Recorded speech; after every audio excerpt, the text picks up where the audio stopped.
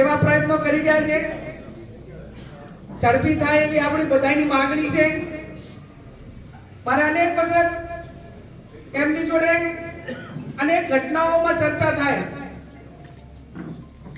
કે તમે એફઆઈઆર માટે હવે પોલીસ સ્ટેશનમાં મૂકો, અને હું કહું છું એફઆઈઆર થઈ જાય છે, પણ ક્યાંક ઘટના બને ત્યારે ટેમ્પરરી આપણે એને મોટું ગણીએ, પણ એમાં પાછળથી સાથ સહકારની કે ટાઈમે આગેવાનોએ કે ભોગ બનનારે નિર્ણય લઈને કઠોરતાપૂર્વક નિડરતાપૂર્વક પોલીસ સ્ટેશને જઈને એફઆઈઆર કરાવી કે મદદ કરવી, એમાં ક્યાંક ને ક્યાંક ભૂતકાળની અંદર મારા અનેક અનુભવો એ આ બાબતમાં કડવા રહ્યા છે। એસપી સાહેબની હાજરીમાં કહું અને અનેક વખત મેં કીધું છે કે તમામ ગુના નાના મોટા માફ કરવા માટેના હોય અને માફીને પાત્ર હોય, પણ બેન દીકરીઓની સુરક્ષાના ભોગે ક્યાંય માફી ના હોઈ શકે। સામાન્ય કોઈ મુખ્ય માંગણી હોય તો માત્ર ને માત્ર એક જ છે। સંકલનમાં પણ હું ઘણી વખત કહું કે ભાઈ સ્કૂલનું ટાઈમે અમને પોલીસનું મળે, પ્રોટેક્શન મળે, દીકરીઓ બાબર ભણવા આવવા માટે પણ મુશ્કેલી અનુભવે, આવી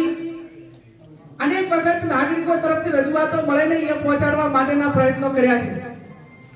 આ ગુનો આપણે એમ માનીએ કે આ સાધ્વીજી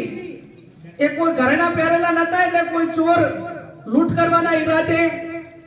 આ કૃત્યો કરવા પ્રેરિત થયો હોય, એ ક્લિયર કટ છે કે એની વિકૃતતા જ માટે કરીને જ આ કૃત્યો કરવા માટે પ્રેરિત થયા છે। ત્યારે આપ સૌને હું એટલી ચોક્કસથી અગાઉ કીધું એમ ખાતરી આપું છું કે અમારી જે પણ પ્રકારની મદદ હોય અને આ ગુનાની અંદર આ પોલીસ સ્ટેશન હોય કે કોઈ નાગરિકો કામ,